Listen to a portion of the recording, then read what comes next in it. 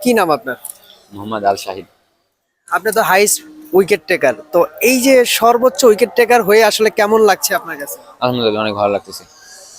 আপনি আহ, কেমন ধরনের বল করেন, পেস বল না spin ball? Spin left arm Chinaman.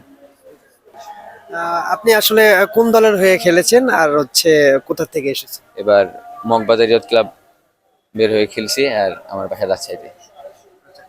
Champion হয়ে এই মাঠে, এই শেরেবাংলা জাতীয় ক্রিকেট স্টেডিয়ামের যে মেইন গ্রাউন্ড, সেই গ্রাউন্ডে আসলে যে খেলাটা, প্রীতি ম্যাচটা অনুষ্ঠিত হলো, এই ম্যাচটা আসলে এই মাঠে হওয়াতে কেমন অনুভূতি হচ্ছে? অবশ্যই, যে অনেকের স্বপ্ন এই মাঠে খেলা। তো এই মাঠে বিসিবিকে ধন্যবাদ জানাই এই মাঠে খেলা দেওয়ার জন্য। ফেভারিট প্লেয়ারকে?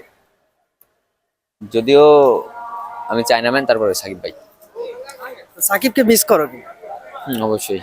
বাংলাদেশ ক্রিকেট জন্য, বাংলাদেশ ক্রিকেটে যাই যে চিনেছে, তার তো মিস করতে পারি এসব। সাকিবের জায়গাটা পূরণ করার কোনো ইচ্ছা আছে কিনা, যেমন পারবো বা সাকিবের কিছুটা হলো তার যে অভাবটা বাংলাদেশ ক্রিকেটে আমি পূরণ করবো, এরকম কোনো ইচ্ছা আছে কিনা?